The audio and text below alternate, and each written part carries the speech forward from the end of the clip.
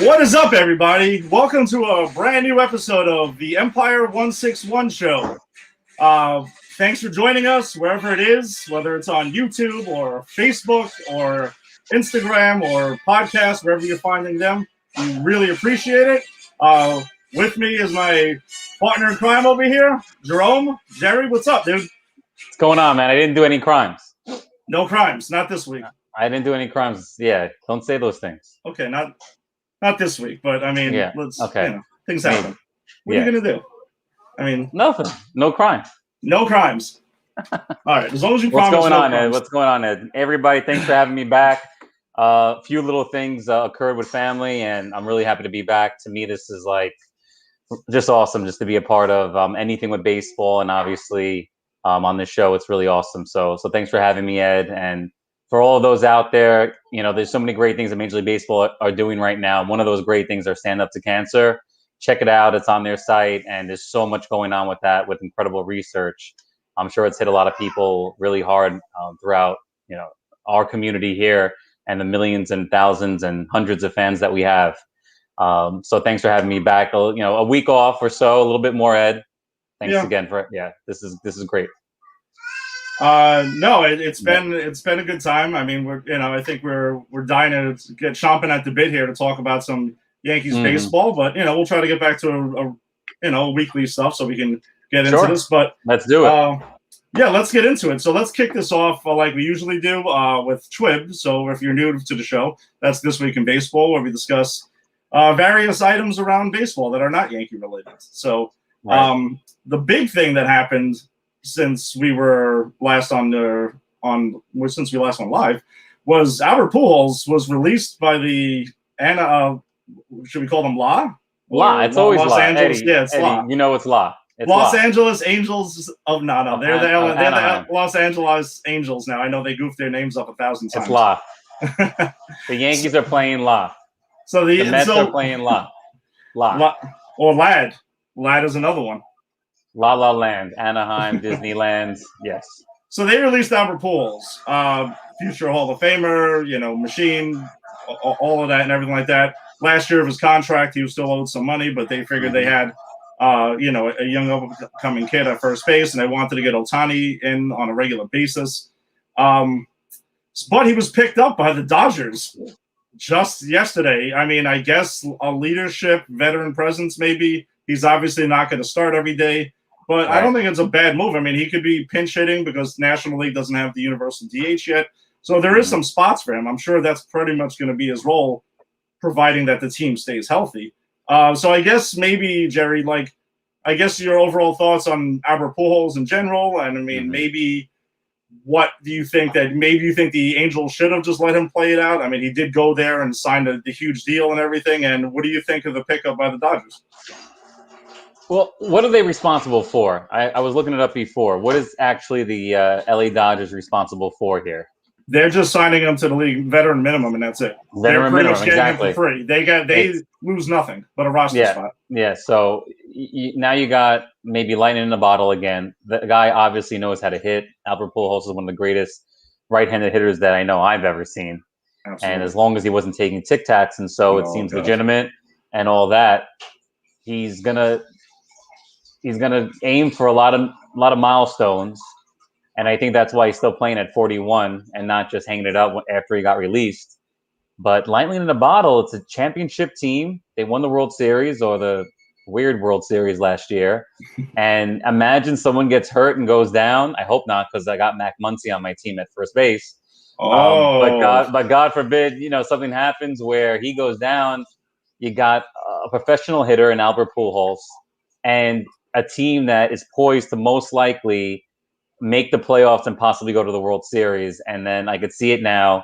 Bases loaded, Dodgers down by 3, Game 7, Pujols pinch hits and wins the World Series on the first Grand Slam ever. And we all lose our minds. Hopefully it doesn't happen, because that means the Yankees don't win. But can you imagine that happens? And that would be storybook ending. And if he doesn't hang it up by then he needs a psychiatrist. Wow. No. Okay. Some psychological advice for Albert Pujols here. It's free. It's free, Albert. We got our boss man of Pop Culture Pros Network chiming in here. What's up, fellas? Have a great show.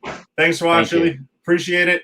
And also chiming in on Albert Pujols, 420 strikeouts over his career, which, I mean, guys do that in like, 2 seasons now. And now he's getting paid $420,000. This is true. I mean, no, I don't actually. $1,000 for every strikeout. No, I actually didn't look up. I mean, he's going 420,000. I'm sure it's more. No, it's definitely more. Hold on, I'll tell you right now. Actually, how many strikeouts he's had? So I actually have his numbers pulled up. 1,317 career strikeouts. So, but the for he's getting $420K. I guess $420K. It's $420K.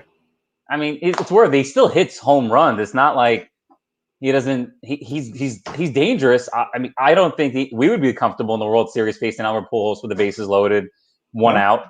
We think. I think we both would say this is dangerous for sure. He's not done yet, but because his career was so incredible, you don't want to see him go out with like the 227 to 12 homer last seasons. You don't want to see it sometimes, but hey, you know what? LA still got their man, so so we can take a look at more of so actually Pujols before his release by the Angels, he actually had 5 homers and 12 RBIs. Yeah, I know. So not completely awful. I mean, he was hitting 198 with a 250 on base, so that's not great. But small sample size though. So I mean, it's not that. But some of his career highlights here. So for his WAR, for those who are into it, 99.6. He has a career 298 hitter with over 2,112 RBIs in his career. Whopping. Remember when he used to run with the Cardinals? Actually, he had 115 career stolen bases, with a 376 on base percentage and a 554 slugging and an OPS of 921. He was out of control. Oh yeah. If you look at his best years, they're video game numbers. Obviously, we all know that. And he played third. He stole. He was beyond. Albert Pujols was beyond. And obviously Manny did get caught with the Tic Tacs and weird hormones and things like that. So I have to say he's probably best right-handed hitter we've seen as far as our generation is concerned. A-Rod won't count on that because I think A-Rod definitely took Tic Tacs too and all that. There's a few others out there like Edgar Martinez, but Albert Pujols top 3 that we've seen in our era, and I think he would hold true in any era, even those that say, they couldn't play in the 50s and 60s because the ball was dead and the pitchers were the best of all time, and nobody can compare, right, to the golden era of baseball. But I think he would hold his own for sure. No, I kind of think he's one of those guys that can play in like any generation. 3-time NL MVP, 10-time All-Star, 2-time Gold Glove winner, which kind of gets overlooked a lot. He has a batting title. Rookie of the Year, 2-time World Series champion, 6-time Silver Slugger, and NLCS MVP. So pretty hefty resume. And I got to give him credit. He was on my championship team in fantasy baseball one year when I had him and A-Rod, and that was a dominant year. I think I ended with like 110 points. It was the most dominant I think our league has ever seen. So Pujols, thank you for that. You literally won money for me and my family. So cheers. Cheers to Albert. Yes, it's really nice. Yes. Yeah, as long as it doesn't hurt the Yanks, let's hope he goes out. I would like to see him go out on like a nice note. I mean, I'm a big Albert Pujols guy, so for non-Yankee players fandom. For sure.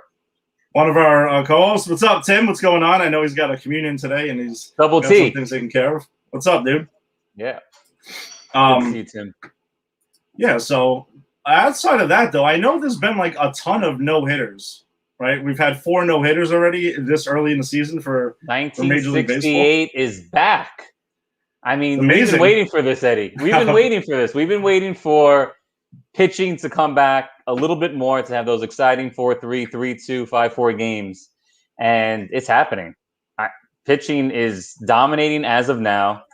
You talked about Albert Pujols' stats, but if you look at the rest of the league, it's out of control. I mean, I feel like everybody who's getting up, with the exception of a few, of course, are in the 200 to 250 range, and the OPSs aren't looking great, and it's incredible. It looks like it's going to be a great year for baseball. Obviously, we want a little bit more offense than this, but it might be 68 all over again. I mean, I think when was it? 67 when Yastrzemski won the batting title, batting 301 or 301. That's never going to happen again, most likely. But who knows? We'll see. You never know. It's funny, yeah, because we talk about this, like, when compared to other sports, all sports are like, gearing towards offense and things like that, and wanting to get, because the average fan is just like, oh, I want to see 10-9 or 15-14 baseball scores, or they just want again, like two kids playing Madden, and it's just like insane, like stats galore. But baseball is actually going the other way. So it's awesome. Yeah. I guess one thing I was talking about with our buddy Tommy the other day, and I wanted to get your opinion on this. Because I've kind of been like really giving it some more thought. I know there's a lot of rule changes that baseball has talking about. I know they're talking about like potentially moving the mound back like a foot. That's ridiculous. I think that's just that's too much. But what do you think of an illegal defense, though? No. I've been kind of on that train. Like, no. What I'm saying, I'm on the train of saying, no, I'm not for it. Learn how to hit the other way, and that's it.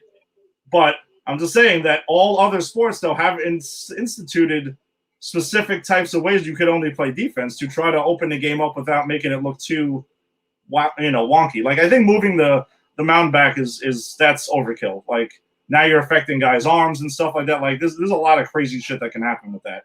But if you were like, hey, illegal defense, maybe you can't do like Michael K describes the martini glass defense, and you have to have like certain guys have to start on the dirt, as opposed to like maybe not going on the grass. It puts. I'm just saying it's something to think about. I've been kind of trying to be more open to it now. But I'm not open at all. Still against it. I'm still against it. It's horrible.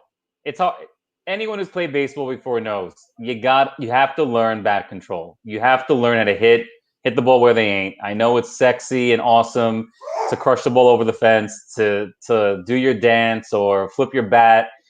Chicks dig the long ball, all that's really nice. However, baseball is all about adjustments. Yep. And if you can't make the adjustments because there's nobody at third base and sometimes literally no one at short either, and you're a batting righty, and you're a batting lefty, come on. You got to learn how to play pepper then. It's as simple as that. Yeah. So no pepper games. Exactly. And a lot of, in the back there it says no pepper games. So don't tell anybody when you hit a double and it's a ground ball to third base, right? Yeah, don't quiet. Yeah, it wasn't a pepper game. It was just me being a smart baseball player and actually just tapping the ball to the third baseman and no one was there. Mark Teixeira should have probably thought about that before he did what he did with the Yankees. No, well, what I'm saying is that because we've also I think we talked about it on the last episode and Cohn talks about it a lot on the Yes broadcast, and we'll discuss the Yes broadcast, in general in a while. But, we had a treat today, yeah. But it's just kind of like have pitchers evolve. Like the guys are throwing harder than ever. The breaking balls are kind of like seems like breaking more than ever. Pitching has evolved to like a crazy level that maybe it's simply just not as easy to be able to to do that anymore. And remember, the concept behind the whole analytic-driven way of launch angle and everything like that is to say, screw it. It's too hard to like get a bunch of hits together because these pitchers are really too good. Maybe, again, if you just take your shots and try to catch a mistake and get it over, you can't shift over the wall. So perhaps that's the ultimate way to beat the shift. Again, I'm explaining, not saying that I agree with this. I'm just explaining the overall concept. Jerry, not even just to you, just in general. Anyone watching is just, or listening, that's the concept. It's not like they were like, oh, base hits are boring, so let's just start launching balls over the fence. That's the idea. The idea is to beat the shift that way. Yeah. So and I would argue that a better strategy would be ground ball to third, no one's there. You got a bunch of players that could possibly steal second. Maybe you don't steal second, but the pitcher is crapping his pants because he doesn't want that guy to get to second base in the fifth inning because then he might get taken out or something. And there's that threat. And then, another base hit. Now you got first and second, nobody out. And now we got excitement. And that is what baseball is all about. And for me, get a bunch of 3-4. If you could possibly have at least maybe 1 5-2 player on your team, which I know is very rare. Now you got a team. that could really strike fear every single inning, and that's the kind of team that wins the World Series. It's pretty proven. It is proven, Eddie, that the team that just bops, Minnesota Twins, I hate to say it, New York Yankees over the last few years that are just going to win with a home run. They don't win the World Series. They don't. It's a team like the Dodgers. It's a team like San Francisco in the 2010s, and unfortunately Boston. Like those are the teams that were like incredible at making the adjustments, and they had a bunch of 3 and 4 tool players, and they won. And you got to catch the ball and you got to pitch. I mean, that's it. So develop players more that they could do more than just two or three tools in baseball. Develop players that, hey, if you're not a 4-2 player, it's going to be hard to make this team because they have a bunch of 3 and 4 and 1 5-2 player here. You're not going to make this team. That's what we should be focusing on baseball, having complete ball players.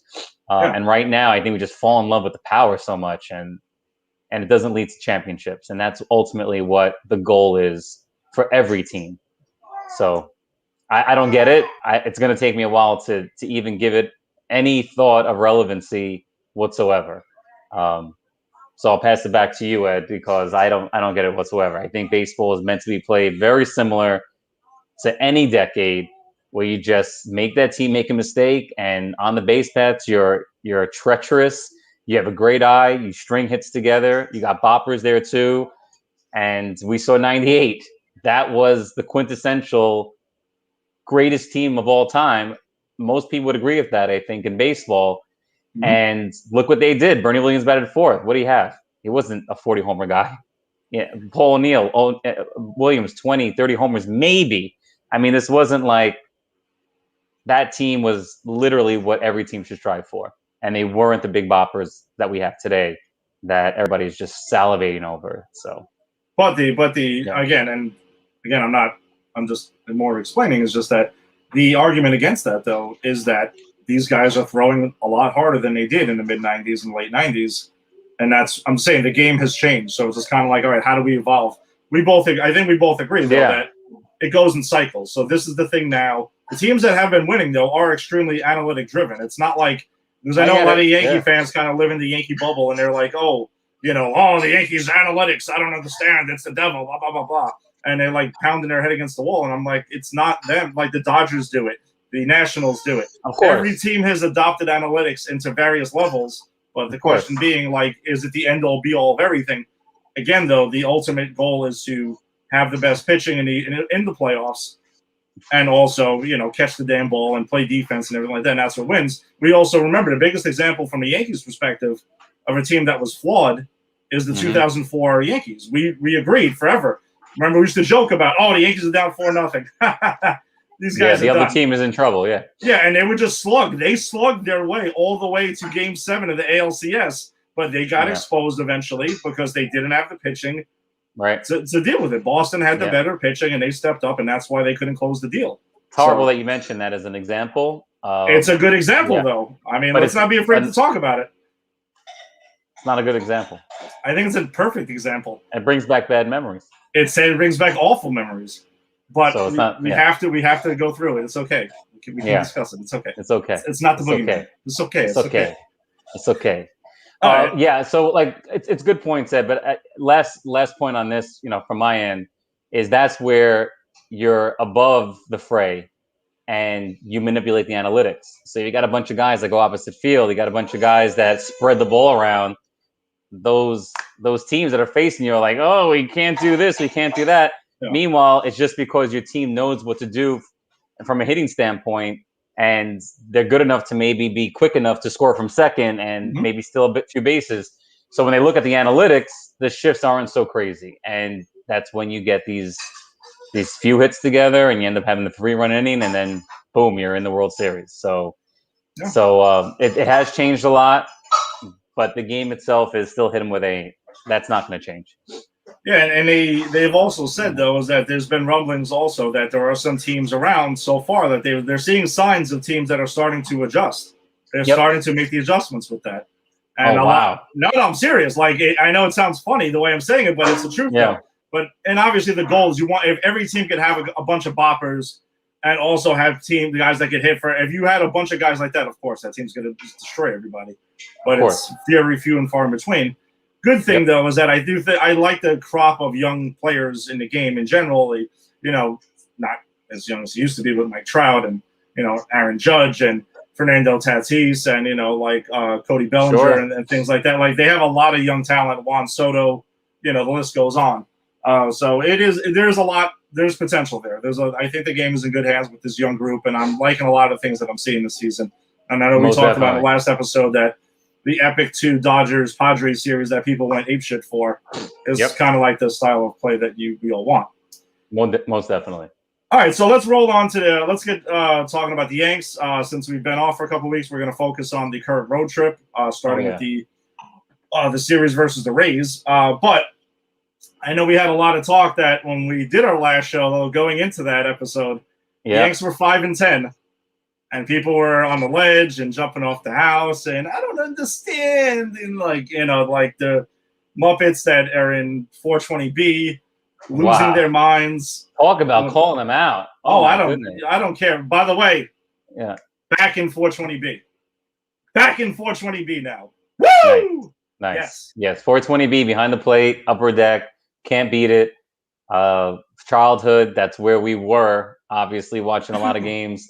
And now, as adults, we're there. There's no better view in regards to watching baseball, unless, of course, you're right behind the plate on the front row.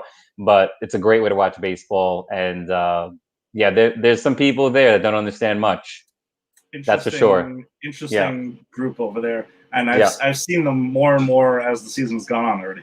Attending some games, but since our last show, the Yanks are 13-6 and have turned things around. The grounds crew isn't talking about, they're still shitty like in Major League and things like that. They've kind of, we pick up the newspaper and these guys ain't so fucking bad, and all of that.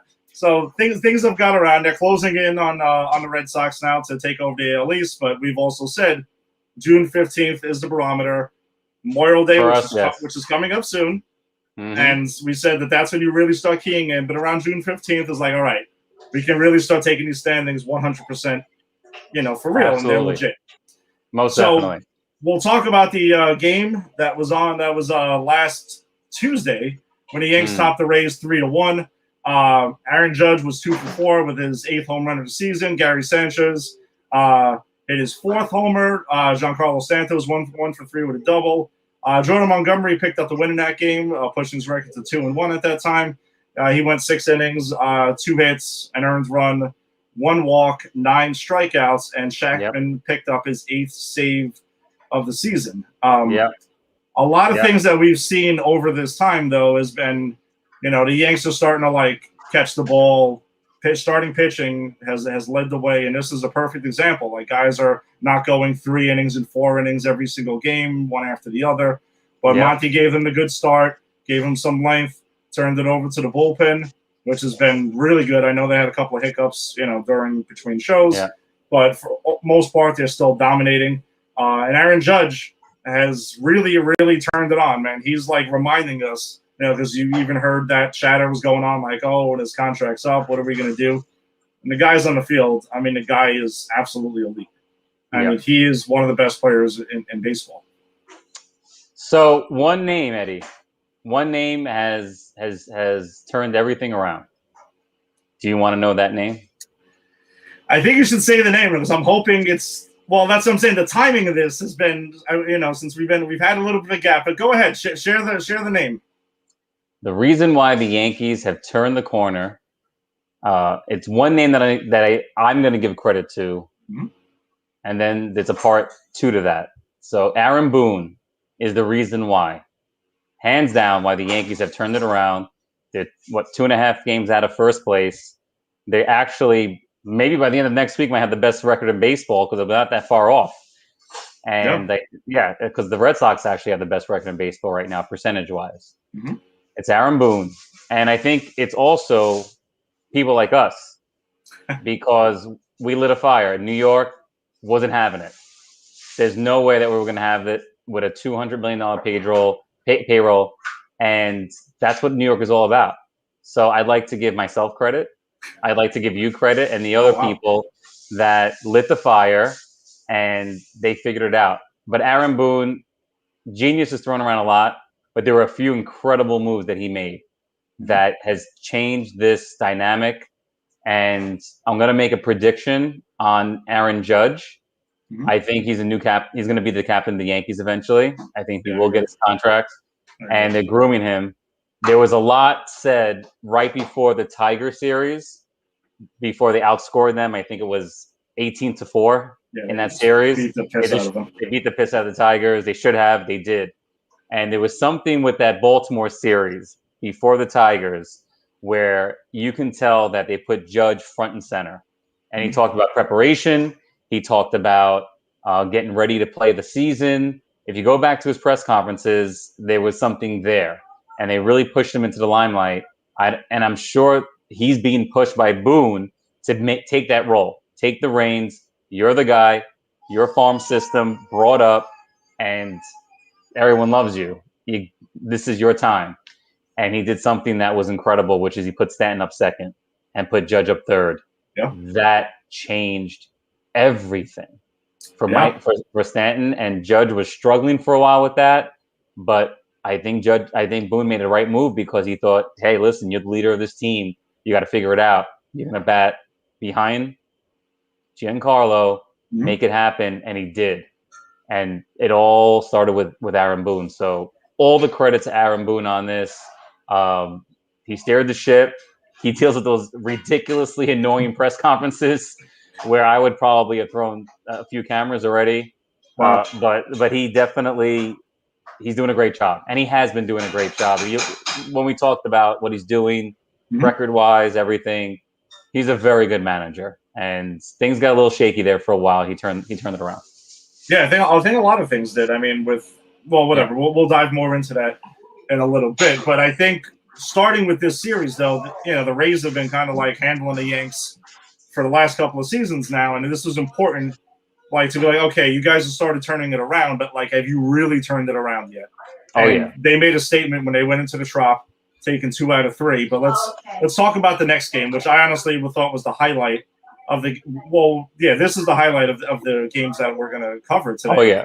Was the Yanks edging out the Rays 1-0 in a pitcher's duel. But I mean, Aaron Judge was 3 for 4 again, but the one run was scored on an Aaron Hicks sacrifice fly, which the Yanks get.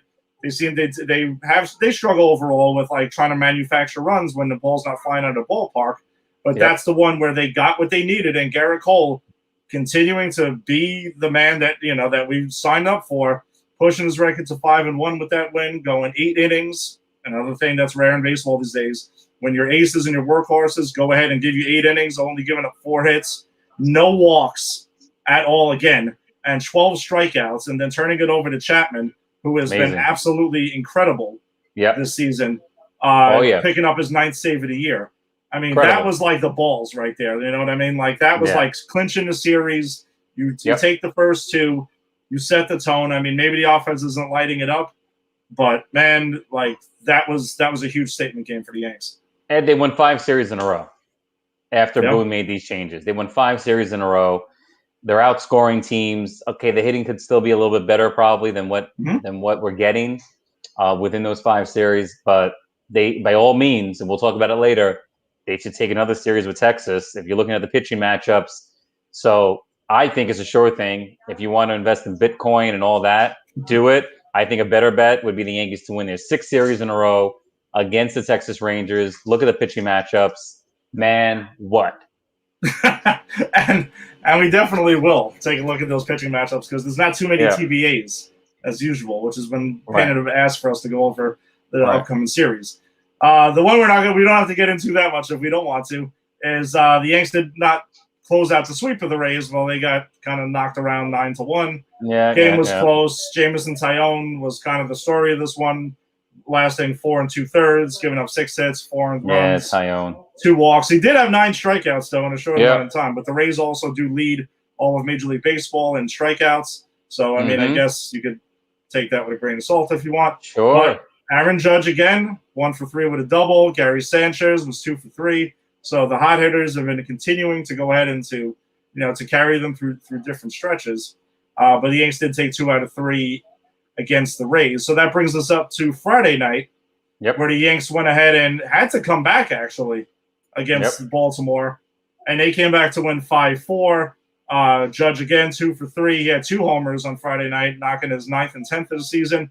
But the big at bat, the big thing was Gio Urshela's pinch hit 3-run homer in the 7th inning, which was the move. That was the move. You know, of the it's game. incredible. It's incredible.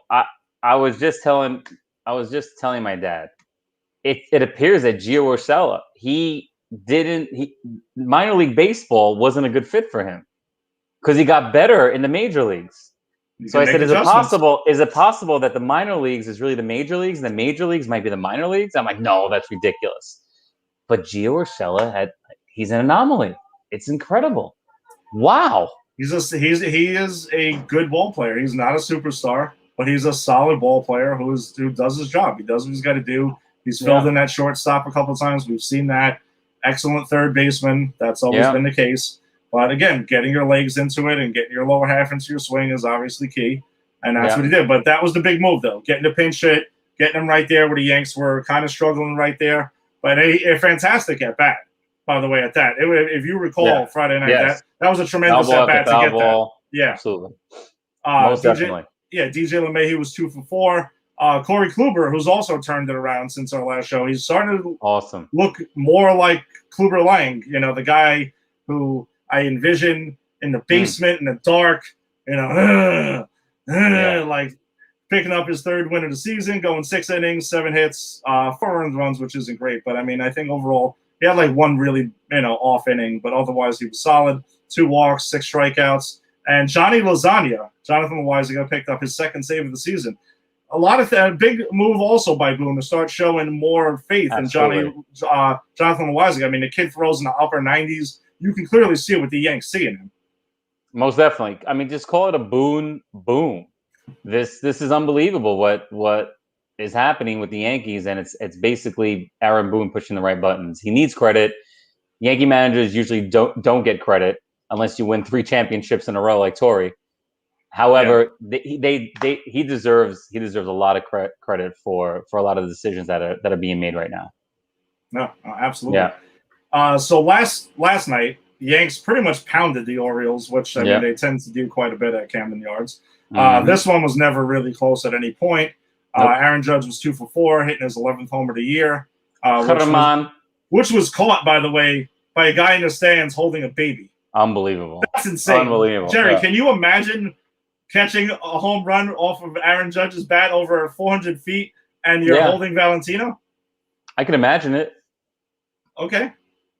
It wouldn't hit your hands and then you have to scramble for it. I got it really bad, Ed. I would probably tuck Valentino like a football and run away from the home run. Oh, wow. So it doesn't hit him. And, because I come back and catch it. Yeah, I just need him to play Major League Baseball. So if he gets hit by a ball, he might be afraid of the baseball, even though it's a big moment. He got hit with an Aaron Judge home run. That would be an incredible story. But he might look at a baseball from now on and say, I don't want to play this game. I got hit so hard. Wow. So I'd probably tuck him like a football, be like a running back, run through the stands, let the ball hit the seats, and someone else will get it. I kind of pictured you tucking Valentino like this and then catching it with your left hand. And just laughing it off. I would love that. I'll let you know if it happens. Or do you need somebody to have the ball hit their hands, leaning over, and then it hits the ground and then you scramble? That happened in Camden Yards. Yes, it did. Yes, it did. Well, how about this? Yes. So Johnny Damon, when Johnny Damon was pretty good. He was pretty good that year, I remember. He wasn't crazy? Yeah, no, he wasn't crazy, and he hit a ball. And someone kind of didn't push everybody aside, but someone went for it, hit their hand, stomach, and went straight down. And the person next to you, Ed, dropped down like a guy on defense in the NFL. And I just went down on it. People tried to pry me from the ball, but it wasn't happening. I think they hit me with their pointer finger and everything like they do in football, and they got crazy. They were talking, but there's no way they're going to get that ball from me. So I have that still up in my living room, and you can still see exactly where he hit it, the shot, and all that. But definitely a great catch by me. Definitely. Oh, catch! You're going to call that a catch? Oh, I mean, yeah, it's actually harder than a catch. But I hit the concrete. Oh, The it's clear harder of than, the ball. oh, okay. It was harder than a catch. It was harder than Okay. a catch. My elbow, you know. What we're talking about, by the way, happened in batting practice in Baltimore in April, Camden the Yards. opening series of 2009 when the Yanks opened up there. Yes. In the third game of the series, which was Yes. the AJ Burnett start. So that's how we can get down to that. I'm the guy who obviously had the ball hit my hands, and I leaned over. Jerry jumped on it like it was a fumble, fought people off. Maybe it was like a nut shot and like an eye poke, and like I don't know what the hell was going on there, but he did come away with it. Yes. And then I remember there was a few guys from the bullpen of the Yankees that clapped. Okay, they saw it happen. They saw it happen. Yeah, they saw it happen. So that was a good moment. That was a good moment. Yes, Baltimore, and it was a great series. We were just talking about that series, and I told the powers that be and the people that might be involved in going to a series this year on a baseball trip that Camden Yards might be part of this. I miss it. I love it. I want to be there. And we'll see with everything going on right now in the world and in my personal world and yours, Camden Yards might be one of the trips that we make for our baseball trip. And that's always phenomenal. It's top 3 baseball park in Major League Baseball, in my opinion, of course. Camden Yards is definitely still remains one of my top favorite road ballparks in baseball. But Luke Voigt was 2 for 4 last night with 2 RBIs. Luke the Duke. Dude, it is great having him back in the lineup, man. It is tremendous. Gio Urshela was 2 for 5. The big thing, though, out of all of this, besides Gary Sanchez had that clutch bases loaded 2 RBI single, was Tyler Wade was 3 for 4. Tyler Wade has had 2 3-hit games in his career, both against the Orioles. So that kind of tells you what you need to know about the Orioles pitching as well. But Wade's been fine. He's been filling in because, Glaber and others, the Yanks have been hit with this rabid COVID situation, which is bananas. It is good to know that. Like, I know they're going to look at the Yanks situations to see a case study to find out exactly what happened because, I mean, they're like 85% vaccinated. So they had to see exactly how that worked out. No, Wade's been filling in pretty solid. I mean, we know he can play defense, very versatile defender. He usually, unfortunately, cannot hit his way out of a wet paper bag. Wow. But he's starting to know. Honestly, all jokes aside, though, like even earlier today, he went ahead when they needed base runners. He smacked it against the shift. I was starting to see some good things. He's getting consistent playing time. So we'll see what he's a guy you root for a lot. He's a guy you definitely root for. I don't have any hating on him. Big time. And hopefully he could be more of a threat on the base paths, and he's that guy at second base with the game on the line that you feel confident. So if he could hit a little bit more, he plays a good defense. Maybe he talks to Gio and gets some tips on what he's doing. It's good, Get your lower half into it. Get your lower half in. Get your lower half in. Get your top, bottom, left, right. Eat some good things. It'll be good. Yeah, no, it is good too. For nutrition is excellent. Domingo Germán got the win. He was 3-2 on the season right now. He won 6 innings, 4 hits, 1 earned run, 2 walks, 6 strikeouts. Yeah, fans are ready to run him out of town after the first 2 starts. He's a real pitcher. No, he's good. He's a real pitcher. He has great movement, great mind. Like a lot of it. Just so happens watching the game, he does a lot of things that I think keep the batters guessing big time. Yeah, mixes his pitches up really well. He really does. Great to watch. So he's our number 3 right now for sure. Definitely. Yeah, and I mean, we can go ahead and talk about this last game we're going to cover for this week. The O's went ahead and had a actually pretty tremendous comeback against the Yanks. Yanks were up 4-0 in the first inning. That was earlier this afternoon. Monty coughed it up. Didn't exactly have his best today. No. King got the loss, unfortunately, because the game was tied. Your guy. I know, but he didn't get smacked. I like Michael King. I root for the guy. You love him. You love him. You think he's the king? Yeah. King of what? The king of the Camden Yards Utah streak. Oh wow. Okay. Yeah. Had the best girl that weekend. Won the title. Montgomery only lasted 3 innings, giving up 6 hits and 5 earned runs. Clearly not going to get the job done, but there's some Yankee offense to talk about, though. Aaron Judge continued his, red hot hitting. 2 for 3, hitting his 12th home run of the season. Gary Sanchez hit a 2-run homer in the first inning, his 5th of the year. And Clint Frazier even got into it. He was 2 for 4, hitting his 4th home run of the year.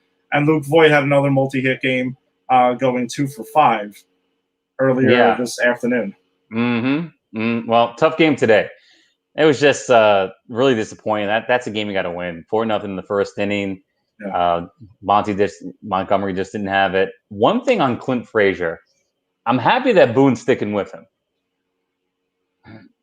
It was a series right before the Tigers where he had a press conference, and he seems to be one of these guys that's kind of quirky, smiles a lot, looks around. I don't know if it's like a millennial thing or not, but he kind of smiles and looks around. And he really, for the first time ever, I saw a player talking about the process on how to get better. So he's saying, I'm listening to this person, to that person. It could be overkill. And our psychologist, and he's great. He talked about a psychologist. I don't know if I've ever seen a press conference with a ball player talking about his psychologist, but Clint Frazier did. Mm-hmm. And it's kind of that millennial thing where it's very open. Things are just very accepting. And he talked about it like it was nothing. And he was very honest how there could be a lot of overkill because he's listening to so many different voices on how to get better. Yeah. But I'm rooting for him a lot. I don't like his chain. I think it's holding him back a little bit. Definitely smiling while he's making some gaffes on the base pads. Made a great catch, but he's had some adventures. One of the best catches of the year for the Yankees this year was today with Clint Frazier. Yeah. So he's got like that 3-4 tool potential, which is incredible to have someone maybe take over left field and have that.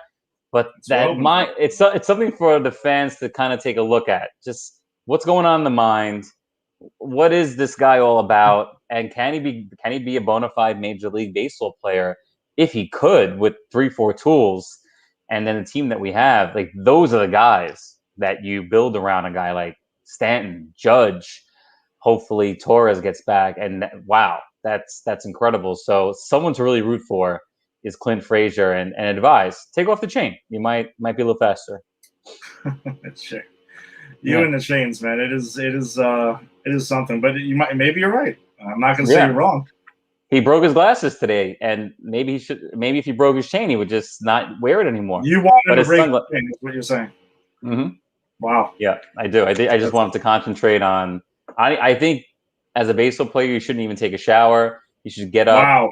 You should just go to the ballpark, and you should just live it, breathe it. You should smell like the baseball you need field. to take a shower, man. Stop with this once in a while. But come on, daily's good.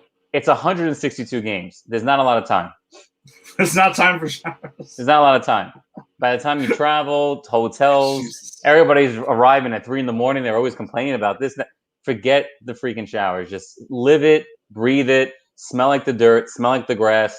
Just it's in you. It's in your pores. No change. Just living baseball. Look at Don Zimmer. Don Zimmer became a baseball. Yes, he became a baseball. He actually looked like a baseball at the end of his career. After 60+ years, almost 70 years in the game, he turned into a baseball. That's what every ball player should aspire to turn into a baseball. That is astonishing, Jerry. I'm gonna leave it on that note. But it's true. Let's get to our. I know we actually haven't had them this year, so this is the first time we're gonna do. If you're new to the show, we usually being that we are a Star Wars themed show, but mainly obviously our focus is the New York Yankees. We have the Force is Strong with award. It's a weekly award that we do that is pretty much for our hitters of the week. Okay, so I'm gonna go ahead. I'll name my guy. Turn it to Jerry. He'll name his guy who we felt that the Force was strong with this week. So you start with hitting. I'll do my pitcher. Yes, I'll flip it to you for when I'll announce and explain what we do with that. So okay, let's go. The Force is strong with my guy for this week is none other than Aaron Judge. I mean, you can pretty much figure it out as we were coming on.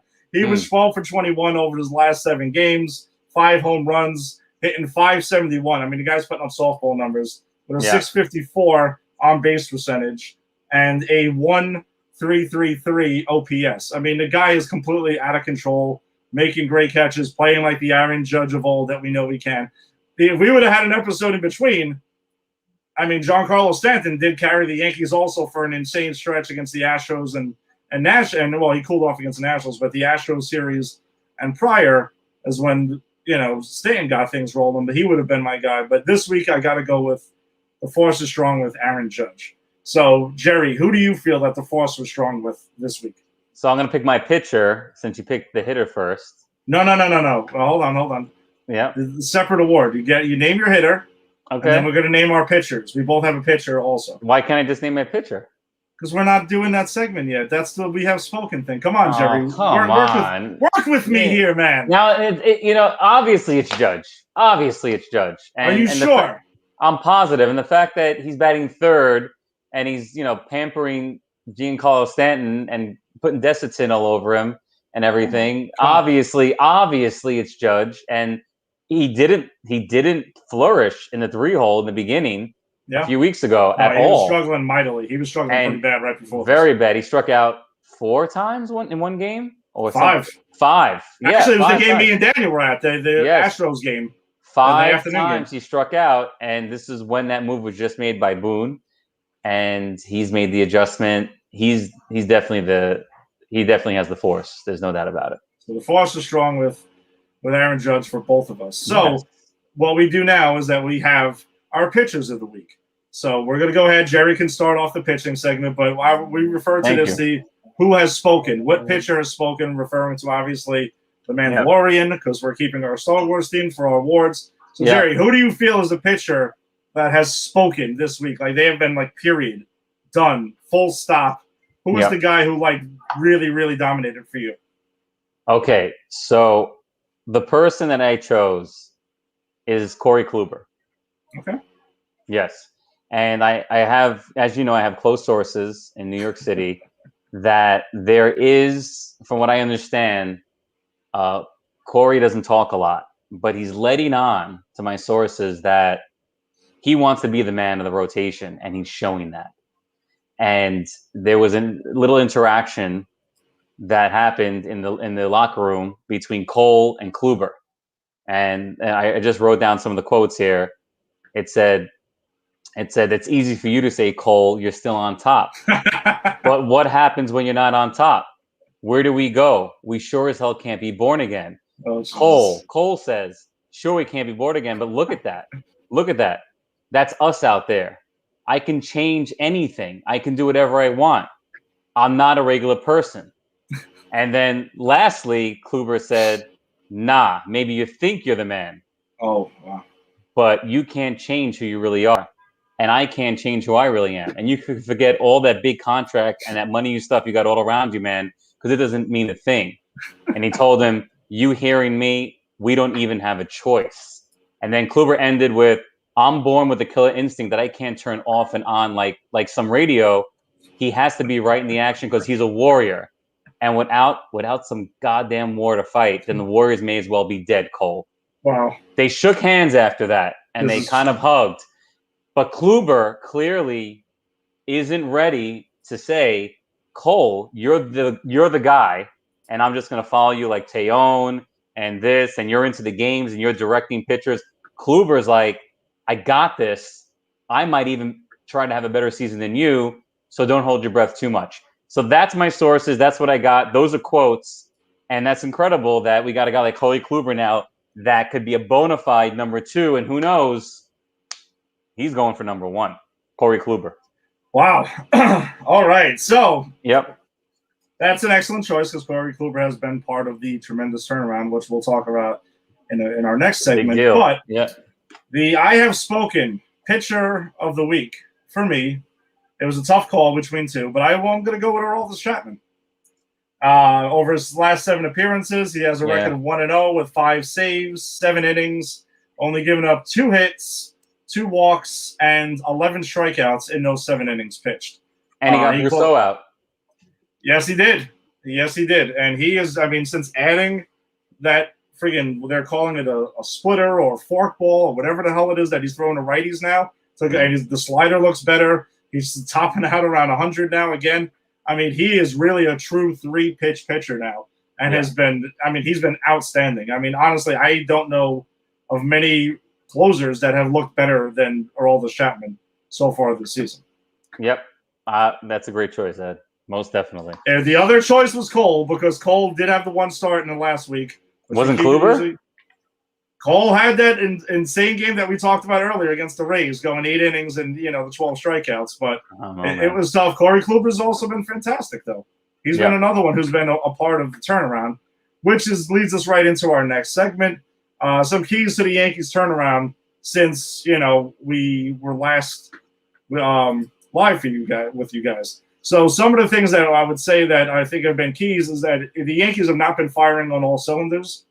Not yet. Not yet. But they're coming around. The defense has got cleaned up tremendously. That's obviously a key. And then their ERA, though, their team ERA is 3.36, which has them as 6th in all of Major League Baseball. Yeah. Which, I mean, that's pretty damn good. Your pitching's going to carry you if you have something going for yourself like that. And they're also 3rd in all of baseball with 414 strikeouts for their pitching staff. Clearly leading the way for the Yanks while the offense tries to round itself out. And they also lead all of Major League Baseball in WHIP with a 109 pitching staff WHIP. It's incredible. It's pretty outstanding. And they are by the way in striking distance to lead all of Major League Baseball in home runs as well. And actually they have a team batting average against is 216. The Yankees pitching staff has. So if you're holding teams down like that, I mean, you're giving yourself a chance to win. And I think that's also a big statement by the pitching staff, because that is something that a lot of people had as Garrett Cole and 4 question marks after going into the season. Yep. But they have really, really turned it around, man. Given Boone length, going deeper into games, not having the bullpen come in the 4th inning and everything like that. Like that was going on and driving us both completely insane for a while. Sure. That's what I feel. And now you credited Aaron Boone, which I am right on board with you. We're in lockstep with that. To say Boone's made some changes to the lineup, putting Stanton up to 2nd, dropping Judge to 3rd, and making that and dropping Hicks in the lineup. I know he went on the IL yesterday, and we can get not committing to Gary Sanchez completely. And I think it's lighting a fire under him as well, and giving one of the great men in our days, in our times now, Higashioka. And that was huge, because I think you're going to see a better Gary Sanchez going forward, because he knows he can lose the job, and that will affect a lot in his life going forward in 2021 and 2022. So let's see what happens with that. But so many great moves. Whatever's going on back behind the scenes, Aaron Boone has really been pushing the buttons unbelievably. Yeah, Boone's been a part of it. Pitching staff has been a part of it. Defense cleaning up. Harkey too. The bodyguard, who's usually in the bullpen right now. I know they have the COVID situation. He's animated. That's why He's very animated, though. Yeah. He looks like he would beat the crap out of a lot of people if they don't listen to him. Like the pitchers too. Yeah. Stop the people. That's probably part of it. He's intimidating. He's a large man. Yeah. But he's extremely intimidating. Very good job, by the way. It's a very good job to have. To be the bullpen coach for the Yankees, I would say that's pretty tremendous.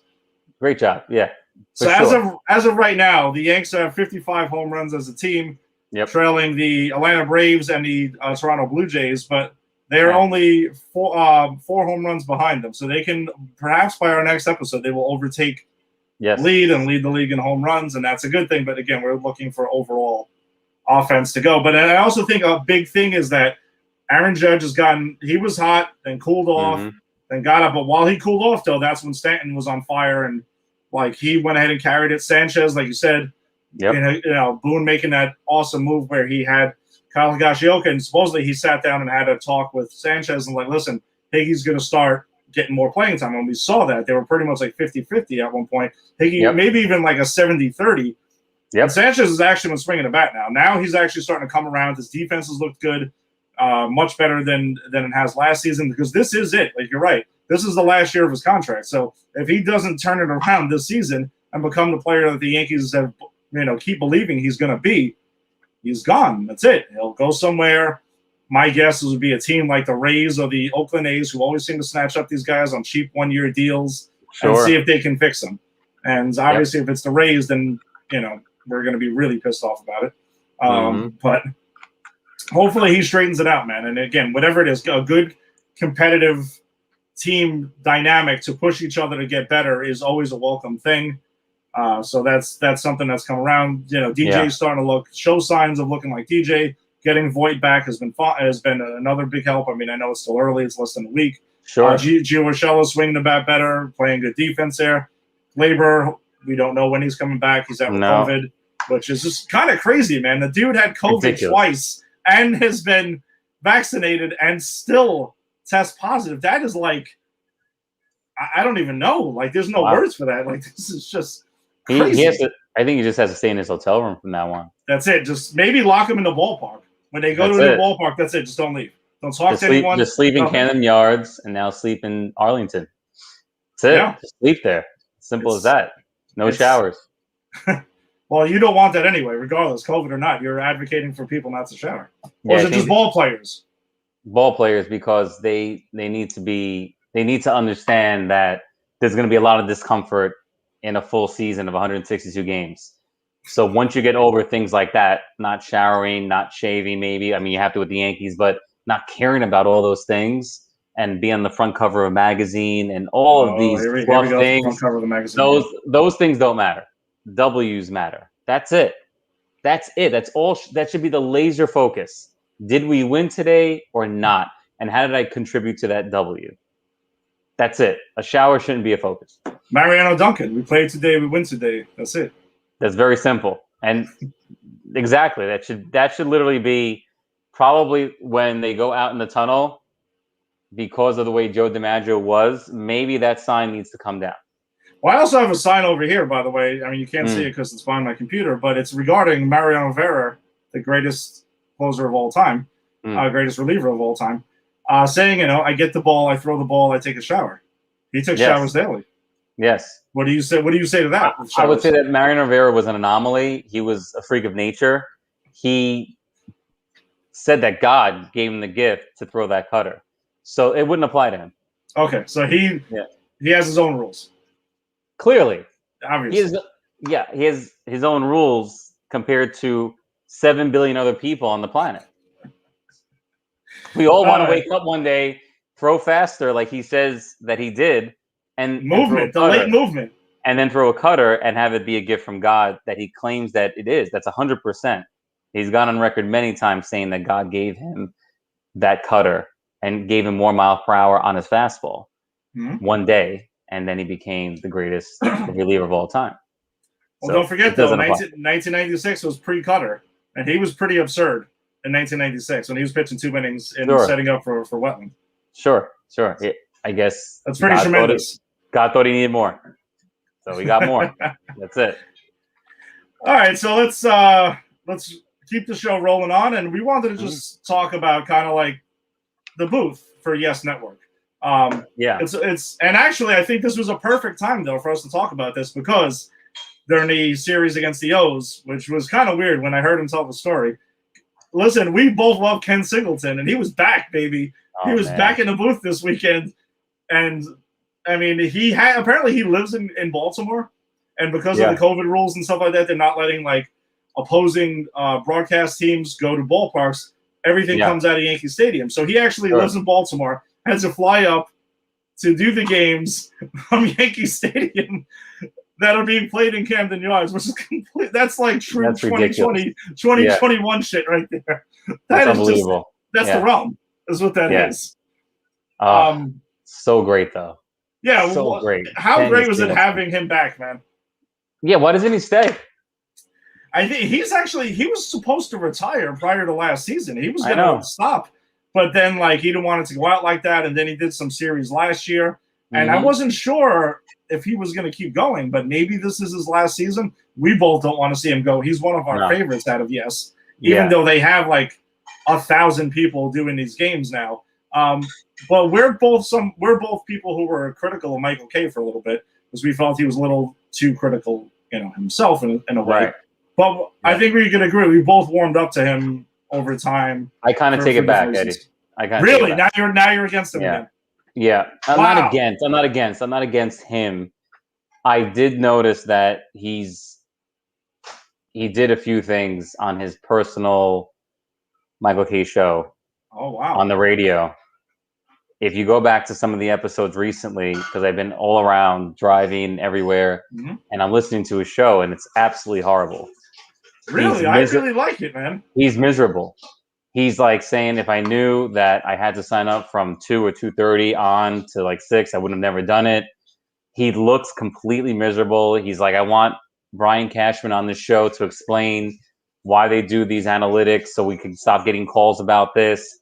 It looks like his co-partners of the show, Don LaGreca and Peter Rosenberg. LaGreca and Rosenberg, right? They look literally like uncomfortable with him. It's hard to watch on the Yes Network. It's also hard to listen to. So I don't know what's going on with Michael Kay, but it looks like he's reverted back. But what about Kay during the actual Yankees games? That's what we're talking about. Forget the Michael Kay show. All right. Talking about Kay calling the games. He's pretty consistent, and he does quarterback the show really well. He also has phenomenal personnel like David Cohn, who's beyond. I think he has to be top 2 for me right now, David Cohn. He's really good. He's awesome. He's a nerd. I'm a nerd with baseball. And he sees the game from a pitcher's perspective, which I also see from that perspective completely. And we're in lockstep when he's announcing. It's fun to watch. And O'Neill is great. You talked about it. You said it first. I think we're both thinking it. How he's like the new Phil Rizzuto in a way. He's the modern day Phil Rizzuto now. He sounds like he's having a blast doing these games. And I think it's kind of funny. He's got his whole Studio 21 thing at home due to like COVID and everything. Yeah. But he literally, and the fact that they showed the other night that they have to have a thing on the screen that says Paul put on you, that's had me dying laughing. Yeah, of course. It was really funny. It's a great group. Telecasting every single game. It's fun to watch. And now with Kenny Singleton, he's that guy when it's a hot day outside, you got the air conditioner on, maybe it's making a little bit of a noise, kind of laying on your couch, and you just want to relax on a Saturday or Sunday afternoon and just watch baseball and take in a great game. You have a little lunch, whatever, and the relaxing aspect of listening to Michael Kay and Kenny Singleton is awesome, but you also learn something new every time. And he's great at storytelling. He has that great voice for television. He's a generally nice guy that comes out somehow in telecast. He just seems like a generally nice person that also was a Major League Baseball player. And he brings you, he just sucks you into like the field. Like, I remember when I hit that home run, and there's no better feeling in the world than that home run right over there in the bleachers and taking that run around the bases and smelling that grass. And it's just great. Yankees up 4-3. He had a great story, by the way. I don't know if you caught it during the game today when he was talking about Tippy Martinez, who gave up the walk-off to Bobby Mercer after the Yanks had attended Thurman Munson's funeral. That's what I'm talking about. I missed that. I was probably that he looked up to the sky when he was walking off. I was probably in the car listening to the box, he's in the box. Oh boy. But I was driving around a lot today. I missed that. Tell me more, because I know it was probably awesome. Yeah, no, it was a thing where Singleton says he was talking to Tippy Martinez recently, and he actually got a new story he's never heard before. So Tippy Martinez was pitching for the Baltimore Orioles in the game that the Yanks attended Thurman Munson's funeral, and Bobby Mercer got the walk-off hit that game. But then they showed the footage on though, where Tippy looks up to the sky though, and he actually was like, because he was good friends with Thurman Munson, and he had said like, he told Ken Singleton that he had said to himself, like, Thurman, that one was for you. I'm like, I've never heard this story ever, and obviously Ken Singleton hasn't either. It was awesome that he shared that during the game today. That's what I'm talking about. It always happens, and I hate to say this too. Baseball is about the camaraderie, so you feel like you're kind of talking back with him, and like you and I talk about it. We're there in our seats, and just like, what's going on with that game? We playing on Monday. And I know that Canelo's fighting this and that, and like that it's like a 1-2 count. All right, outside corner, this and that. In your head, he's going to probably go to the fastball at this point. So you say something else, maybe take a bite of your hot dog, sip a beer, and then there's the talking. Ken Singleton has that for some reason. You feel like you're sitting next to him at a ball game, and you're just kind of having that camaraderie at the game. And I think baseball is exciting, but those late night Yankee games are tough too. But there's no one better than Kenny Singleton and late night Yankees against Oakland, let's say, Kenny's on the mic, and you're at the 7th inning, and he rocks you to sleep in a good way. You don't want to leave it. You don't want to leave him. You don't want to go to sleep. But at the same time, that voice is so soothing. So you're getting the joy of watching baseball and the relaxing sense of, I'm in a safe place. I'm going to sleep. And you just wake up happy because Ken Singleton was there. It's hard to explain it. Yeah, no, and I think a lot, because they have so many people that do the games. Like Ryan Rucco, I actually think I like his energy that he brings to the booth when he fills in for Michael Kay. He has like brings this like no, I mean maybe the thing was no, but he doesn't do a lot of Yankees games, but he does work for Yes in that capacity, and he fills in for Kay, like you were saying. Sometimes late night Yankees, he'll do that and stuff like that. I like the youthful exuberance, and he grew up a Yankees fan and seems to like be a baseball nerd about this stuff too. So I think it's a cool change of pace. And there's been some times where him and Singleton working together is a very different dynamic. Sure. And I dig it. I really like it. I enjoy when Rucco does the games as well. Flaherty, not a huge fan of, that. I can't take it when a guy's like, hey, he's doing a solid job hitting like 196. And I'm like, yeah, he's not. He's not clearly not doing a solid job. He's very professional. Yes, absolutely. Of course. He seems like a great corporate guy. Okay. Like he's like the corporate person that maybe that's what I don't like about it. I don't know. Like this is something. Maybe that's it. I do like the fact that they still call him Flash. And I have a question. Why do you think they call him Flash? Why don't you share what your sources told you about why John Flaherty is referred to as Flash? Not because of his speed, obviously. No, not because of his speed. He was a catcher. He didn't have a lot of speed. But according to my sources, Flash walked around naked in the locker room. Okay. So he's flashing everybody. He was one of those guys, like when you go to a pool in the summer in New York, and then you get dressed in what are the bathhouses, locker room and stuff like that. Yeah, right. A lot. There's some guys are like, I'm just gonna keep the towel on, whatever. And Flash was very comfortable in his own skin and walked around naked, flashing everybody all the time. So they called him Flash, and I can kind of see it. Like as a matter of fact, he's very professional, and this is how we were born. I'm gonna walk naked and be in the locker room, and I'm Flash, John Flaherty. Yeah. Maybe you can find out why he's Flash. Maybe you could find out why he's Flash. Maybe just like Splash from Marvel Comics or something like that. DC Comics. Remember, there's DC. Sorry. No, well, there's somebody else also I think is really good, but I've only heard him do a couple of games for Yes. He just started working for them, I believe it was last season. It was Buck Showalter. Buck Showalter, the games that he did, I think he did one series last year. I'm curious to see if he's going to do the series in Texas this year. Because I think they usually try to like match up some of their guys. I hope so. That have like a connection to the team that they're playing against or the city that they're playing in. That would be awesome. Buck Showalter really, really is excellent. If you haven't had a chance, next time he's doing a series, man, like really tune in, really listen and check it out, man. He really drops in some serious knowledge. And we know that Buck Showalter is the kind of manager who pays attention to every little detail and everything like that, or like the fabrics of things, whatever, like the cleats need to be right and all this other shit. Whatever it is that he needs to get his players the advantage, he's always going to be that guy. And his insight is tremendous. It's great. It's a bird's eye view of a major league manager that usually you don't have access to watching a game. Most major league managers that could still manage today, he could easily still manage today, wouldn't really dedicate that much time. He would fit right in with the analytics. No question about it. No question about it. And he's really like, that's like, I think he's at a little bit of a higher level than most. If he did the announcing gig and took it really seriously and dedicated all that time, he would be tremendous. As far as people learning the game, we always talk about promoting baseball as much as we can. Someone like Buck Showalter on the mic, a little kid listening to him is a win-win because he'll teach you the game and what's going on in the mind of these players and the strategy behind every single pitch, every single inning. He's really good at communicating in that regard. I would love to see that in Texas. So something to really look forward to. If he's on, I might even record it.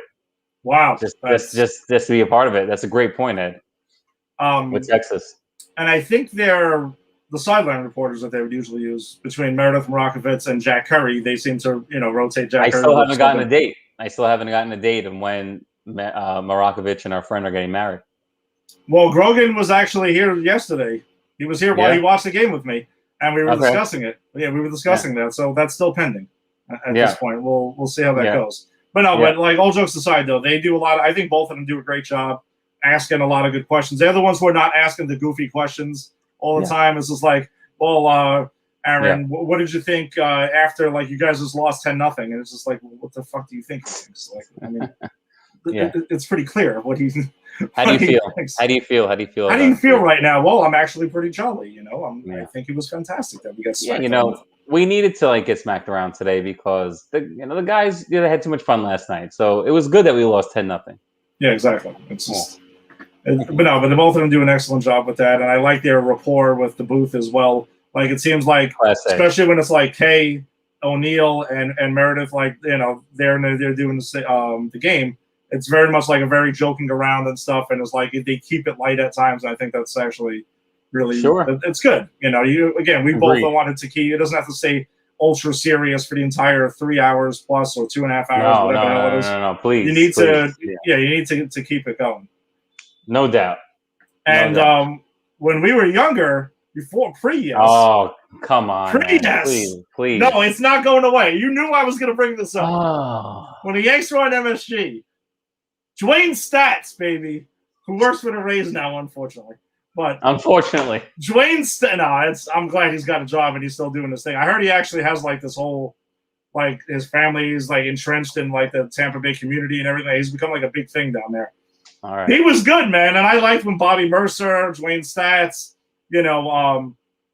like Al Leiter popping in when that was great. He was early days of Yes. Dwayne Stats, I mean. You loved him so much. You loved him so much. Al Trotwig would fill in at times. Yeah. I don't know. When I was a kid, I hated Phil. Honestly, Phil Rizzuto used to piss me off the way he used to do the games when I was a kid. But as I got older, I learned how to appreciate him so much more, though. I'm still as a kid. As a kid, I didn't understand the whole thing that was going on there. But like as I got older, I was kind of like I really embraced it and really enjoyed it. And Bobby Mercer was fantastic doing the games for MSG. Jim Cott was really good. Absolutely. Really good. Even when he carried over to Yes, like we actually missed him for a while. We were pretty upset. What's crazy about Jim Cott? No one would not know. A lot of baseball fans wouldn't get this trivia question. He has the most Golden Gloves in Major League Baseball history. That's crazy. I think it's 16. It's insane. Who would say most Golden Gloves? No. Jim Cott. I think he has the most. I could be wrong, but I'm pretty sure he has the most Golden Gloves. It's like some ridiculous number. Like he won it every year, Jim Cott. Yeah. But one thing that he did that I often hear from my father is that he tried to sneak a fastball by Mickey Mantle, and Mantle was ready for it, and he crushed it to center field over the screen.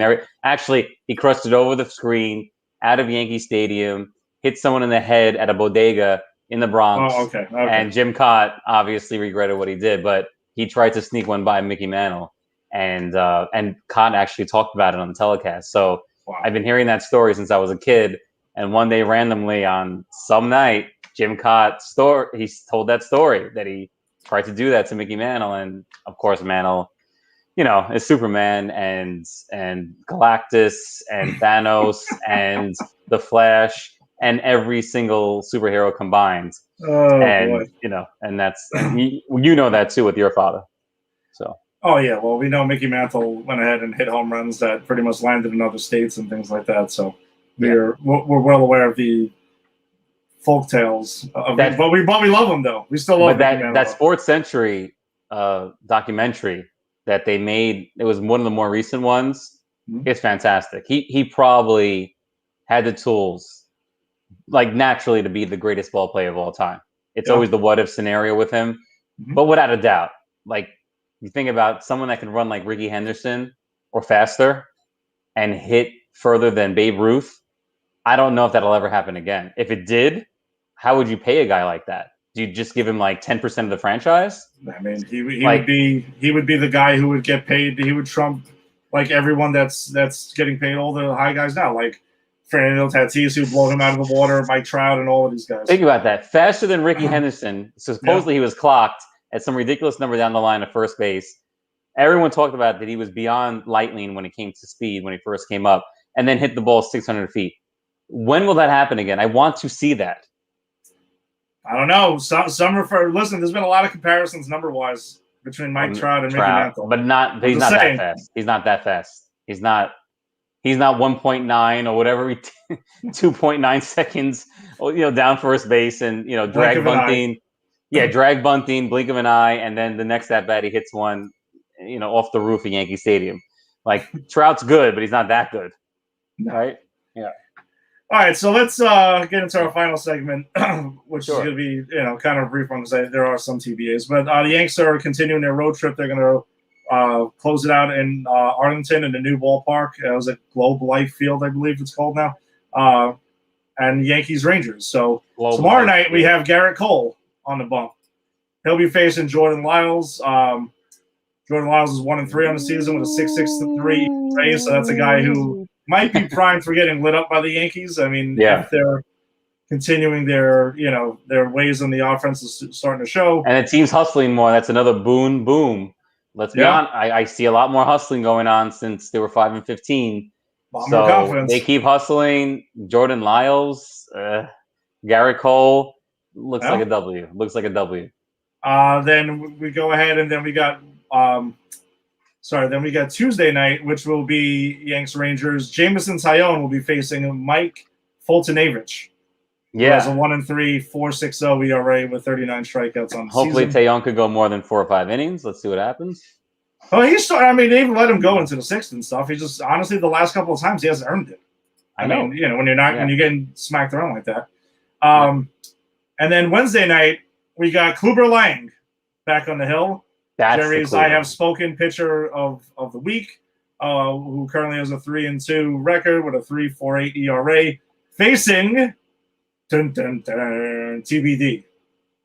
So, of course, yeah, exactly. They have to play the cards. TBA, TBD, TBC, all these TBs. Which is funny though, because then we have the Thursday afternoon game, because it's a 4-game set against the Rangers. Domingo Germán is back on the hill. He will be facing Dane Dunning. It was 2-3 on the year with a 4.34 ERA before the Yanks return home. Lieutenant to face Dane the Dunning. White Sox this weekend. Yeah. Great. So, like I said before, for all those people that invested in Bitcoin, if you can actually get like $100,000 from your little Bitcoin, cash it out, and then take that and bet the Yankees a series. It's going to be their 6th series in a row. They're going to win.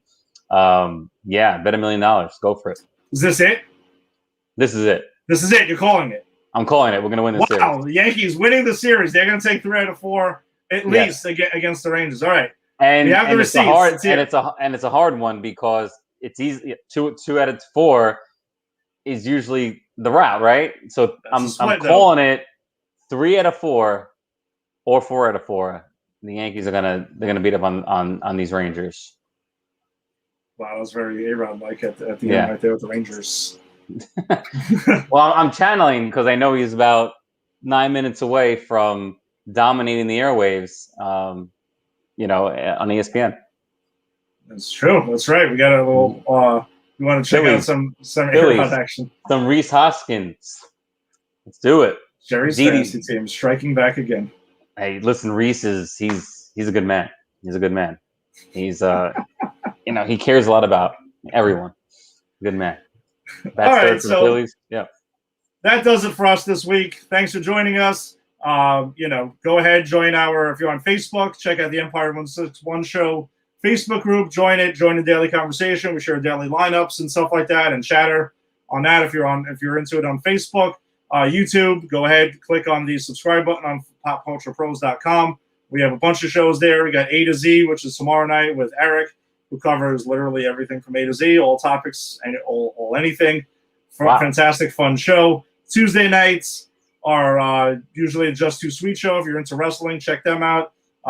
Tim is on there with Eric as well. That's Eric's, because a lot of us have 2 shows on here that we do that. And then the 4 Quarters show is on after that, who covers basketball. I'm sure they'll have an NBA playoffs preview coming up, and football. They'll probably talk about the draft and everything. That's Tuesday nights. Wednesday nights, if you're a Mets fan, and we do have some supporters who support our show, our Yankees show. Thank you for that. But check out the Put It in the Book show. The Mets are usually they're usually on Wednesday nights. So if you're into the Mets, check them out. They do a great job covering the Mets. And Granny's Peach Tea, if you're into comic books and you're into like TV shows and movies about them, check that out. I'll be on there with Tony Stabile and Jason Fishetic. Our movie of this week is the 1990 Captain America movie, which was completely absurd. So we're going to check that out. We'll talk about the week in CW-verse. And I think that's it for this week on Pop Culture Pros. And I know Jader and Kyle bounce around a lot. I'm not sure which night they're on, but if you're into movies, check out Jader and Kyle. They do a fantastic job there. Jader tends to join us on Granny's Peach Tea because he's into comic book movies as well. So check that out. Jerry, you got any final thoughts before we sign off? Final thoughts is Major League Baseball is having their best year ever with pitching coming back. Just enjoy it. Just the first month of baseball has been exciting. We're in the middle of May now, and it continues to be exciting. So I always love to promote Major League Baseball. I want the MLB to kick the NFL's ass eventually and reclaim their right as the #1 sport in the United States of America. So watch baseball, live baseball, eat baseball, and enjoy. Have a beautiful week. Man, what? That was awesome. So thanks a lot. Have fun. Stay safe out there. Wear your masks. Vaccinated, don't wear your mask. Whatever the heck they're telling you to do it. Stay safe. And we'll hope to see you guys next week. All right? Take it easy and peace.